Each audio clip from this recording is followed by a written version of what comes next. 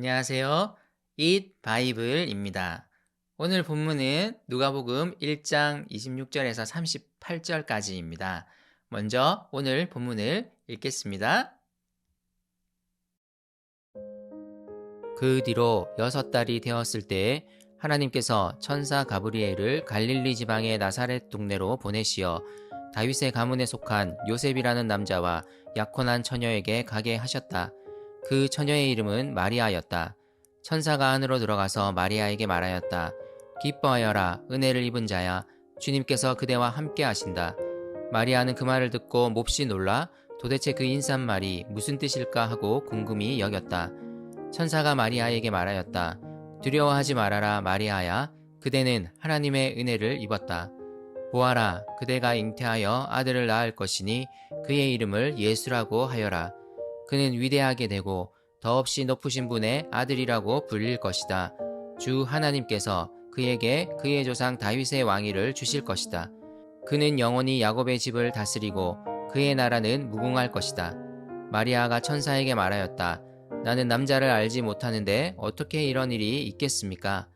천사가 마리아에게 대답하였다. 성령이 그대에게 임하시고 더없이 높으신 분의 능력이 그대를 감싸줄 것이다. 그러므로 태어날 아기는 거룩한 분이요 하나님의 아들이라고 불릴 것이다. 보아라, 그대의 친척 엘리사벳도 늙어서 임신하였다. 임신하지 못하는 여자라 불리던 그가 임신한 지 벌써 6달이 되었다. 하나님께는 불가능한 일이 없다. 마리아가 말하였다. 보십시오, 나는 주님의 여종입니다. 당신의 말씀대로 나에게 이루어지기를 바랍니다. 천사는 마리아에게서 떠나갔다. 우리는 자주 예수님을 나 개인의 예수님으로 한정 지으려는 유혹을 받습니다. 내 삶의 소원을 이루어 주시는 분, 나의 마음을 어루만지고 위로하시는 분, 내가 가는 길에 동행하시는 분. 이 모든 말이 틀린 것은 아닙니다. 하지만 우리는 기억해야 합니다. 예수님은 온 세상을 통치하실 온 세상의 왕으로 오셨습니다. 그분은 나의 주님이실 뿐만 아니라 온 세상의 주님이십니다. 이것이 바로 오늘 누가가 우리에게 예수님에 대해 들려주고자 하는 이야기입니다. 사가랴의 아내 엘리사벳이 임신한 지 6달이 지난 후 천사 가브리엘은 갈릴리 나사렛에 있는 마리아를 찾아갑니다. 그는 다윗 가문 곧 유다 지파에 속한 요셉이라는 남자와 결혼을 약속한 상태였습니다. 가브리엘이 이 마리아를 찾아가 기쁜 소식을 전합니다. 기뻐하여라, 은혜를 입은 자야. 주님께서 그대와 함께 하신다. 마리아는 천사가 말하는 이 기이한 말에 놀랐습니다. 두려워하면서도 마리아는 이 말의 의미를 궁금해합니다. 이에 천사가 대답합니다. 마리아가 하나님의 은혜를 입었다고 말하면서 그가 임신하여 아들을 낳게 될 것이라고 말합니다. 그리고 그 아들의 이름을 예수라고 지을 것을 명령합니다. 예수라는 이름에는 구원자라는 뜻이 있습니다. 그리고 천사는 이 예수라는 아들이 하나님의 아들로 불릴 것이며 하나님께서 그에게 조상 다윗의 왕위를 주실 것이라 말합니다. 이는 당시 유대 사람들에게 메시아를 떠올릴 수밖에 없는 표현입니다. 천사는 지금 마리아에게서 유대인들이 그토록 기다리는 메시아가 태어날 것을 고지하고 있는 것입니다.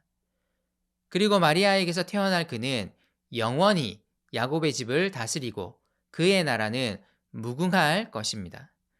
누가의 이 표현은 이 복음서를 유대인이 읽든 헬라인이 읽든 매우 도발적인 표현입니다. 유대인에게는 그가 다윗보다도 더, 헬라인과 로마인에게는 그가 로마 황제보다도 더 크고 위대한 왕이 될 것임을 말하는 표현이기 때문입니다. 하지만 마리아에게 이 소식은 기쁜 소식이 아닐 수 있습니다. 왜냐하면 그는 아직 결혼도 하지 않았고 남자도 알지 못했던 동정녀였기 때문입니다. 하지만 천사는 말합니다. 성령이 마리아와 함께 하실 것이고 하나님이 그 일을 하실 것이라고 말합니다. 이로 인해 태어날 아기는 다른 존재와는 다른 구별된 존재가 될 것이고 하나님의 아들로 불릴 것임을 말합니다. 마리아는 지금 태어날 아기가 어떤 존재인지보다 자신의 현재 상황에 더 집중하고 있습니다. 이 복음서를 읽는 우리도 그럴 수 있습니다. 천사가 알려주는 이 태어날 아기가 우리에게 어떤 존재인지에 더 관심을 기울이기보다 처녀인 마리아가 어떻게 아기를 낳는지에 더 관심을 기울일 수 있습니다. 이 부분에 대해 누가는 분명하게 전합니다.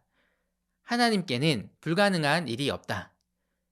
엘리사벳도 나이가 많아 임신이 불가능했지만 하나님께서 임신하게 하셨다.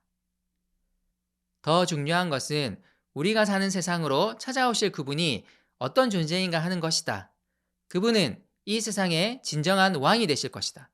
그리고 그분의 통치는 영원할 것이다. 이 천사의 말을 들은 마리아는 어떻게 반응하고 있습니까? 마리아의 반응은 앞선 사가랴의 반응과 대조됩니다. 나는 주님의 여종입니다. 당신의 말씀대로 나에게 이루어지기를 바랍니다. 마리아는 이제 이 하나님의 말씀을 받아들입니다. 이제 그가 낳을 아기가 세상에서 어떤 존재가 될 것인지에 더 마음을 두기 시작한 것입니다. 태어날 아기는 이스라엘을 위한 왕에서 머물지 않고 영원히 무궁할 나라를 다스리는 왕이 될 것입니다. 그에게서 태어날 아기는 이 세상을 구원할 메시아이십니다. 오늘 우리에게 예수님은 어떻게 인식되고 있습니까? 우리 현재의 상황에만 매몰되다 보면 우리는 예수님을 내 삶에만 가두어 버립니다. 주님은 정말 내 소원을 들어주실까? 주님은 정말 나와 함께 하실까? 하지만 우리는 기억해야 합니다.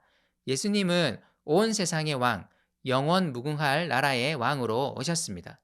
그분은 나의 주님이시므로 당연히 나의 간구를 들으실 것입니다. 동시에 그분은 온 세상의 주인으로서 이 세상의 악을 마침내 소멸하시고 온 땅을 온전히 다스리실 것입니다. 이 예수님이 온 세상의 주인이심을 우리가 여러 고통과 어려움 속에서 발 딛고 있는 이 땅의 진짜 왕이심을 꼭 기억했으면 좋겠습니다. 이것이야말로 우리 삶에서 가장 기쁜 소식입니다.